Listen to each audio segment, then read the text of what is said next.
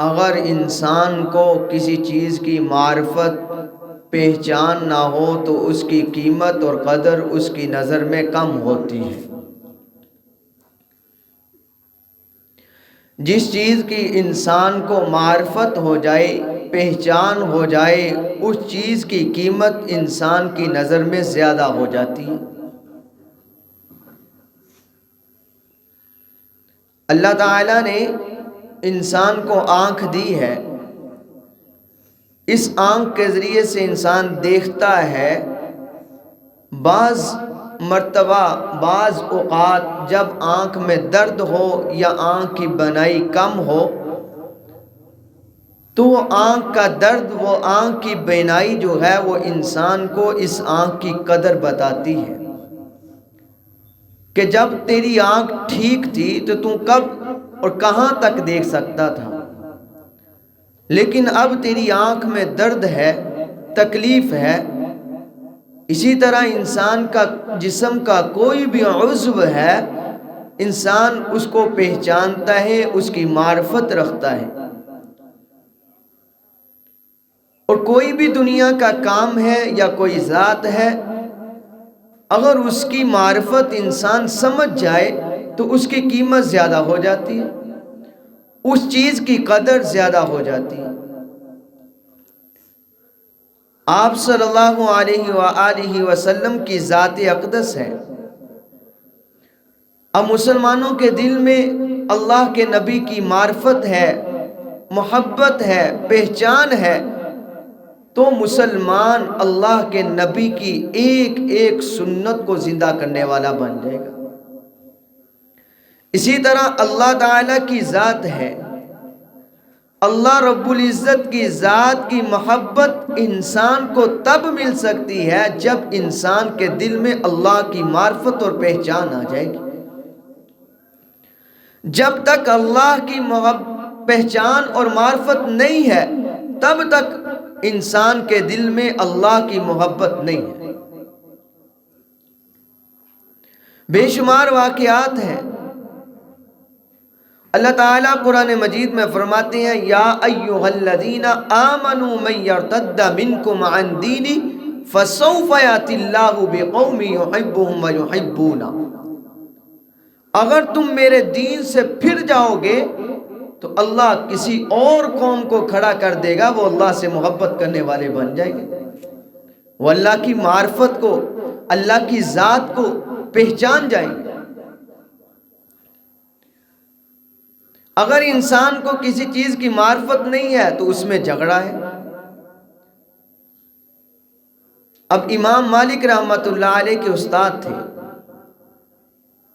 حضرت امام مالک رحمۃ اللہ علیہ کے استاد کیسی شان والے ہوں گے، کیونکہ امام مالک ان کی شان، ان کی عظمت بہت ہے۔ ربیعۃ الرائے ان کے استاذ کا نام تھا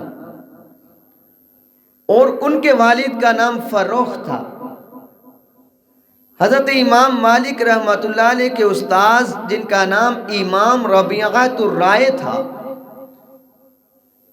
وہ فرماتے ہیں کہ میں ابھی اپنی والدہ کے پیٹ میں تھا، چھوٹا تھا، تو میرا والد جس کا نام فروخ تھا، فرمایا کہ وہ امیر المؤمنین کی اجازت پر، ان کے حکم پر جہاد کے لیے وہ اپنے گھر سے نکل پڑے، اور میری والدہ کو، اپنی بیوی کو اس وقت 30,000 دینار دے کر گئے اور کہا اگر تو میں جلد واپس آ گیا پھر آ کر آپ سے حساب کتاب کر لوں گا، آپ امانتاً اپنے پاس رکھیے گا، جہاں ضرورت پڑے وہاں اس کو استعمال کر لیجئے گا۔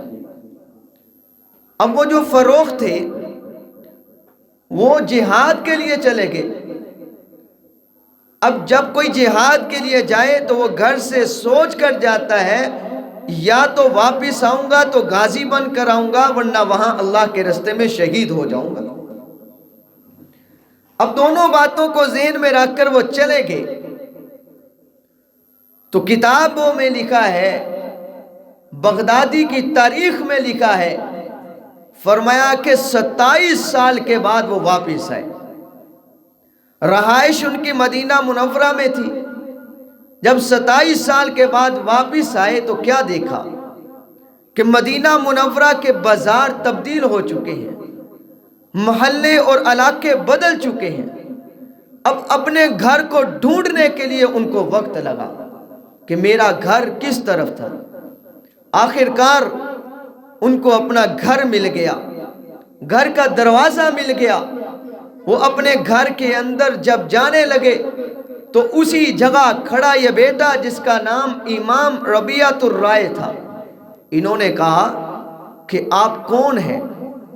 آپ کس کی اجازت سے، اے اللہ کے دشمن، کس کی اجازت سے کس کے گھر میں جا رہے ہیں؟ انہوں نے کہا کہ یہ گھر تو میرا ہے۔ وہ بیٹا کہنے لگا کہ گھر میرا ہے۔ یہ کہنے لگے میرا ہے۔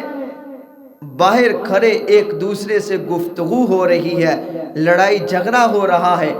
اب بیٹا کہنے لگا کہ تو کہاں کا مالک بن گیا؟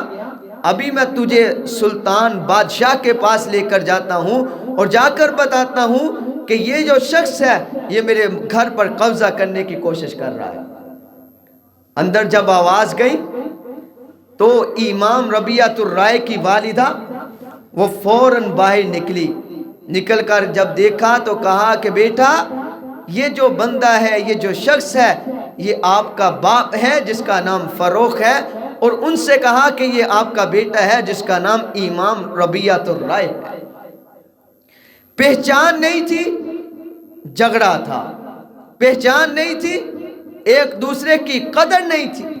جب پتہ چلا تو باپ نے بیٹے کو، بیٹے نے باپ کو سینے سے لگایا اور کہا، رونے لگے، ایک دوسرے کو چومنے لگے۔ تو اسی لیے علماء، مفسرین، ولی و اولیاء اکرام لکھتے ہیں کہ بھائی جب اللہ کی پہچان نہیں ہوتی تو انسان اللہ کے راستے سے بھٹکتا جاتا ہے۔ جب پہچان آ جاتی ہے پھر انسان اللہ کے قریب ہوتا جاتا ہے۔ اب وہاں پہچان ہوئی، باپ کے دل میں بیٹے کی، بیٹے کے دل میں باپ کی محبت پیدا ہو گئی۔ جب پہچان نہیں تھی تو محبت نہیں تھی، تو محبت کے لیے پہچان ضروری ہے۔ تو اللہ کی معرفت کے لیے، اللہ کی پہچان کے لیے میرے عزیزو اس رب کی ذات کو پڑھنا پڑے گا، اس رب کی ذات کے قریب ہونا پڑے گا۔ بے شمار ایسے واقعات ہیں۔ مولانا رومی رحمت اللہ علیہ نے لکھا ہے کہ سلطان محمود غزنوی، ان کے زمانے میں ایک وقت آیا کہ چوری بہت زیادہ ہونے لگی، بہت زیادہ چور پیدا ہو گئے۔ کہا کہ سلطان محمود غزنوی نے جب دیکھا کہ میرے علاقے میں، میرے زمانے میں اتنی چوری، آخر اس کا کوئی نتیجہ تو نکالنا ہے۔ فرمایا کہ سلطان محمود غزنوی انہوں نے اپنی 20 بدلی اور چوروں والے کپڑے جو وہ پہنتے تھے وہ پہن لیے، بادشاہت کا لباس اتار دیا، اتار کر ان چوروں کے پاس چلے گئے۔ رات کے وقت جا کر جب ان کے پاس بیٹھے، ان چوروں نے پوچھا کہ تم کون ہو؟ انہوں نے کہا کہ میں آپ جیسا ہوں۔ انہوں نے کہا کہ تیرے پاس کون سا ہنر ہے؟ وہ سمجھے کہ یہ چور ہے، تیرے پاس کون سا ہنر ہے؟ سلطان محمود غزنوی بادشاہ تھے، بادشاہوں جیسا ذہن تھا۔ انہوں نے کہا کہ میں بھی بتاؤں گا، پہلے تم بتاؤ تمہارے پاس کون سا ہنر ہے۔ ان میں سے ایک بولا، اس نے کہا کہ میرے پاس جو ہنر ہے، میں جتنی بڑی مرضی دیوار ہو پھیلانگ کر اندر چلے جاتا ہوں۔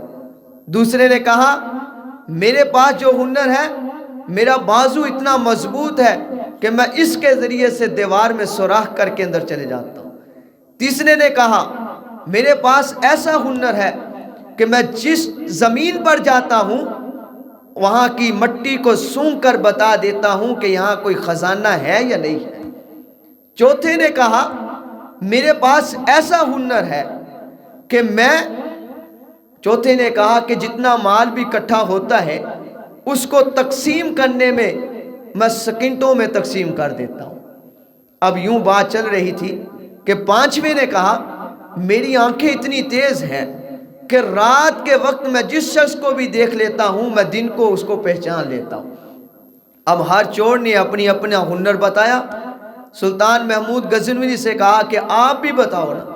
تو سلطان محمود غزنوی انہوں نے کہا کہ میرے پاس ایسا ہنر ہے کہ جب کسی کو سولی پہ لٹکایا جائے تو میری داڑھی کے جب بال ہلتے ہیں تو اس کو سولی سے رہائی مل جاتی ہے۔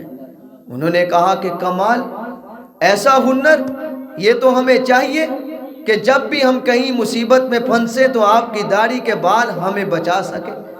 انہوں نے کہا کہ آؤ پھر آج کی رات ہم بادشاہ کے دربار سے جا کر چوری کرتے ہیں۔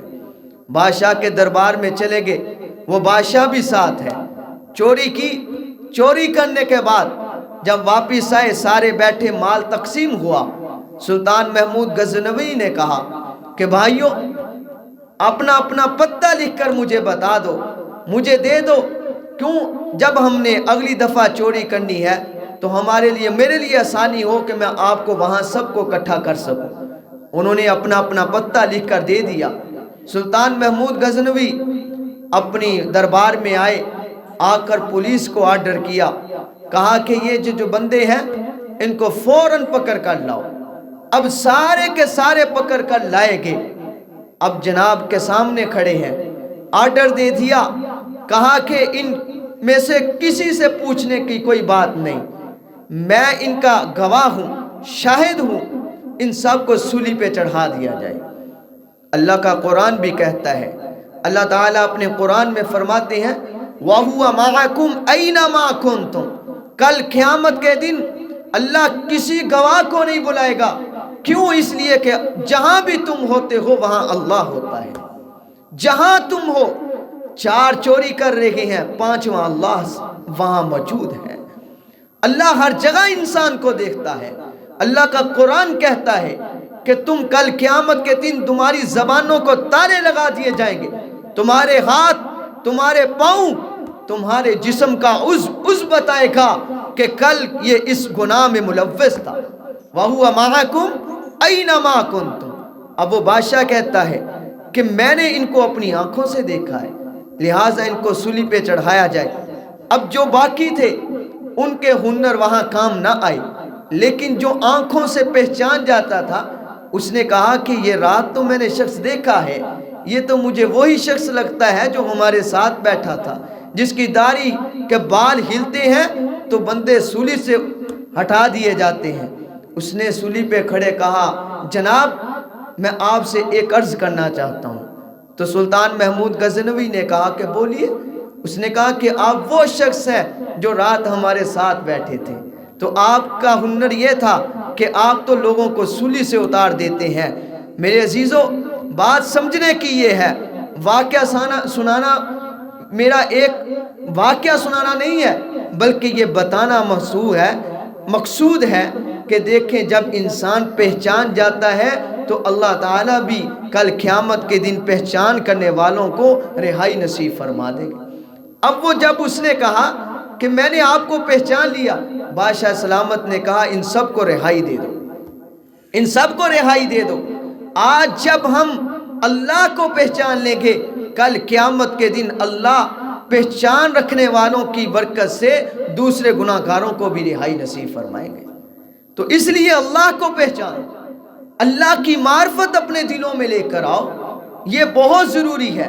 اگر اللہ کی معرفت نہیں ہے، اللہ کو نہیں پہچانا تو اللہ کی محبت نہیں آ سکتی۔ جب تک اللہ کی محبت نہیں آئے گی اس وقت تک ہم اللہ کو نہیں پہچان سکتے۔ خوف کے لیے بھی پہچان ضروری ہوتی ہے۔ امام جلال الدین سیوطی رحمۃ اللہ علیہ وہ فرماتے ہیں کہ ایک شخص جنگل میں جا رہا تھا، جنگل میں جاتا جاتا اس کو ٹھیکان محسوس ہوئی۔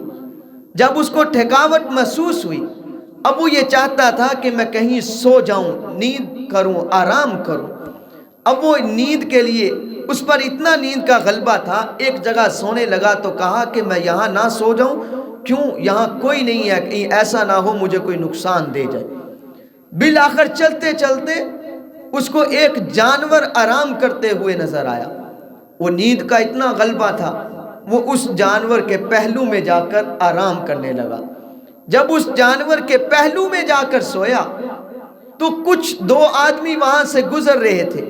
جب انہوں نے دیکھا تو انہوں نے کہا کہ یار یہ جو بندہ سویا ہوا ہے یہ شیر کے پہلو میں سویا ہوا ہے، جب شیر اٹھے گا اس کو نقصان دے جائے گا، لہٰذا اس کو اٹھایا جائے.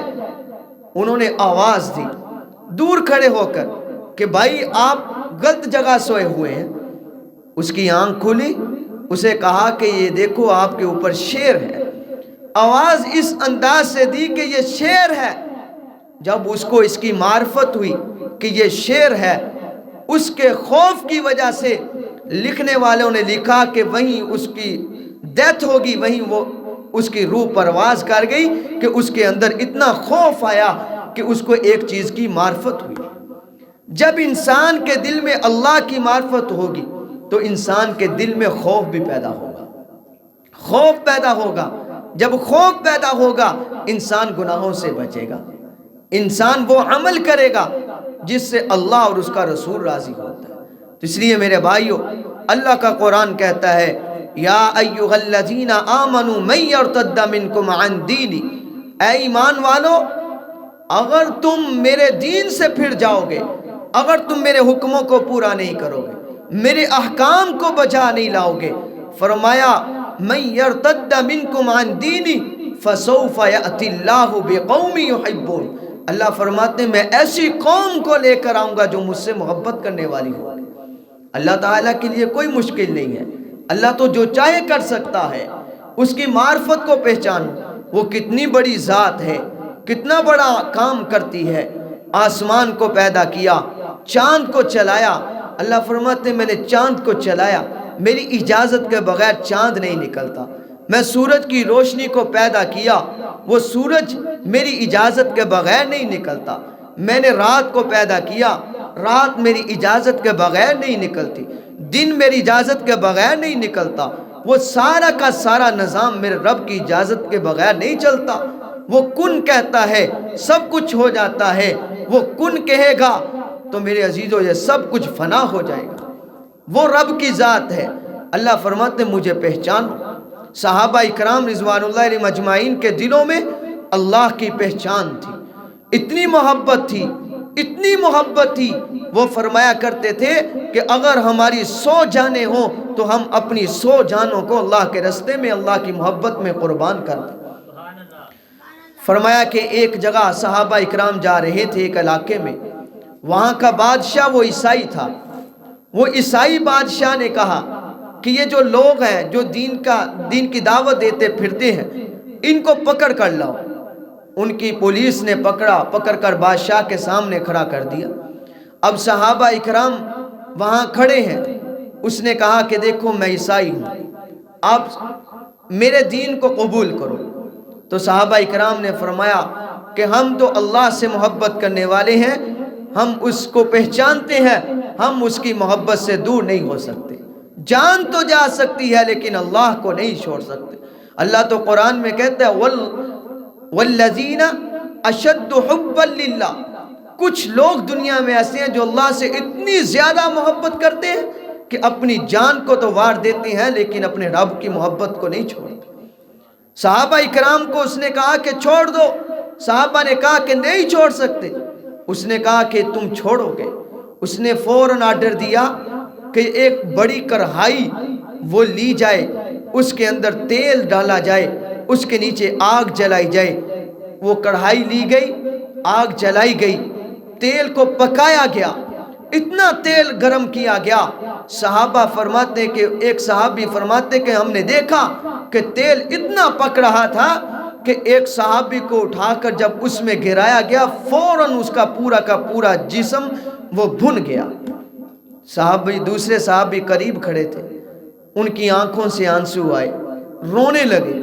وہ عیسائی بادشاہ نے دیکھا، اس نے کہا کہ اب یہ رونے تو لگ گیا ہے، شاید اس کا دل مومن ہو گیا، مطمئن ہو گیا، نرم ہو گیا. اس نے کہا کہ ابھی بھی وقت ہے، میرے دین کو قبول کر لے، میں تجھے چھوڑ دوں گا.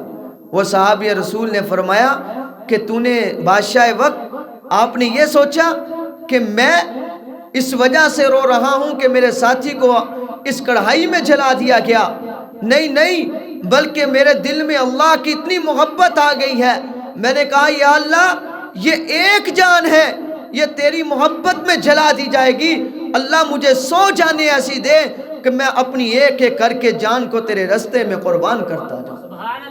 یہ صحابہ کرام تھے جن کے دلوں میں اللہ کی محبت تھی۔ حضور علیہ السلام کے دل میں کتنی محبت تھی، فرمایا ثم اقتل ثم احیا ثم اقتل ثم احیا، 3 مرتبہ اللہ کے نبی نے فرمایا اللہ مجھے ایک مرتبہ اپنے رستے میں جان دے، میں قربان کر دیا جاؤں، پھر مجھے جان دے، پھر میں قربان کر دیا جاؤں، پھر مجھے دے، پھر میں قربان تیرے رستے میں کر دیا جاؤں۔ یہ میرے نبی کی محبت سی اللہ سے۔ تو اللہ کی محبت تب پیدا ہوگی جب ہم اللہ کو پہچانیں گے، اللہ کی معرفت ہمارے دلوں میں آئے گی، اس کے بغیر نہیں۔ حضرت ابراہیم علیہ السلام کا واقعہ لکھا ہے، فرمایا ان کے دلوں میں اللہ کی اتنی محبت تھی، فرمایا ایک رستے میں جا رہے بکریاں چڑھا رہے تھے حضرت ابراہیم علیہ السلام، وہاں سے ایک آدمی گزر رہا تھا، اس نے کہا سبحان اللہ الملک سبحان اللہ سبحان ذی العزت والہیبت والکبریت والعظمت۔ جب اس نے یہ الفاظ ادا کیے تو سیدنا ابراہیم علیہ السلام اس کے پاس آئے، آ کر کہا کہ دوبارہ ان الفاظ کو ادا کرو۔ انہوں نے کہا کہ میں ادا کروں گا، لیکن آپ مجھے کیا دیں گے؟ تو سیدنا ابراہیم علیہ السلام نے فرمایا کہ یہ جو میری بکریاں ہیں ان کا آدھا ریور میں آپ کو دے دوں گا۔ انہوں نے وہ الفاظ ادا کر کے سنائے۔ سیدنا ابراہیم علیہ السلام نے فرمایا کہ مجھے اللہ کے یہ جو کبریائی ہے، یہ الفاظ اتنے پسند آئے کہ آپ پھر ان کو پڑھ کے سنائیے۔ انہوں نے کہا کہ کیا دو گے؟ فرمایا جی جتنی باقی بکریاں رہ گئی یہ بھی دے دوں گا، وہ بھی عطا کر دی۔ پھر کہا تیسری مرتبہ کہ مجھے اللہ کی محبت اتنی آ چکی ہے کہ پھر ان الفاظ کو ادا کرو۔ انہوں نے پھر ادا کیا۔ انہوں نے کہا کہ اب کیا دو گے؟ کہا کہ اب میری اپنی ذات ہے، دیکھیے آپ کے پاس بکریاں تو چلے گئی ہیں، ان کو چرواہا بھی چاہیے چرانے کے لیے، اب میں اپنی ذات کو وقف کرتا ہوں۔ جب یہ بات کی تو وہ جو آدمی تھا اس نے کہا میں اللہ کا فرشتہ ہوں، میں صرف آپ کا امتحان لینے کے لیے آیا تھا کہ آپ کے دل میں اللہ کی کتنی محبت ہے، تو میں پہچان گیا ہوں کہ آپ کے دل میں اللہ کی بہت محبت ہے۔ تو اللہ کی محبت پیدا کرو میرے بھائیوں۔ اللہ کی محبت ہوگی تو اللہ تعالیٰ قرآن مجید میں فرماتے ہیں جس کو میری محبت مل گئی اس کو میں مل گیا، جس کو اللہ مل جائے اس کو دنیا کی ہر چیز مل گئی۔ ایک بزرگ تھے، ان کا واقعہ کتاب میں لکھا کہ وہ فرماتے کہ جب میرا نکاح ہونے لگا تو میں نے کہا کہ میں ایسی عورت سے شادی کروں گا جو شریعت کے مطابق چلے گی۔ فرمایا کہ شریعت کے مطابق چلنے والی اللہ نے مجھے عورت دے دی۔ اب نکاح بھی ہو گیا، اس کے بعد اللہ نے مجھے بیٹی دی۔ فرمایا کہ اس بیٹی کی محبت میرے دل میں اتنی تھی کہ میں ہر وقت اس بچی کے پیچھے تھا۔ تو میں نے اللہ سے کہا یا اللہ پہلے میرے دل میں تیری محبت ہوتی تھی، اب یہ بچی کی محبت آ گئی ہے، اس کی وجہ سے تیری محبت کم ہوتی جا رہی، تو اب اپنی محبت میرے دل میں رکھ۔ فرمایا کہ ایک رات میں سویا تو خواب میں کیا دیکھا؟ فرمایا کہ ایک ابر ہے بادل، اس کے سائے کے نیچے بہت سارے لوگ بیٹھے ہوئے اور وہاں سے ٹھنڈک محسوس ہو رہی ہے۔ تو میں نے کہا کہ یہ کون لوگ ہیں؟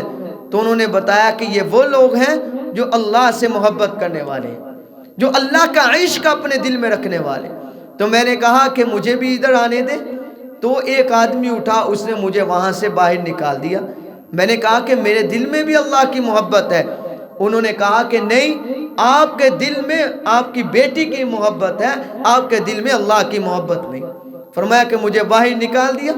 ابھی میں خواب میں تھا، میں نے خواب میں اللہ سے دعا کی یا اللہ مجھے ایسی بیٹی کی کوئی ضرورت نہیں جس کی وجہ سے آپ کی محبت میرے دل سے کم ہوتی جا رہی۔ فرمایا کہ میں ابھی سویا خواب میں تھا تو کیا ہوتا ہے کہ اچانک مجھے رونے کی آواز آتی ہے، عورتوں کے رونے کی آواز آئی۔ فرمایا کہ میں نے آنکھیں کھولی تو میں نے کیا دیکھا کہ وہ میری بیٹی جس کی میرے دل میں محبت تھی وہ کہیں سیڑھیوں پہ چڑھ رہی تھی، چڑھتی چڑھتی وہاں سے نیچے گری اور وہیں اس کا انتقال ہو گیا اور عورتیں رو رہی تھی۔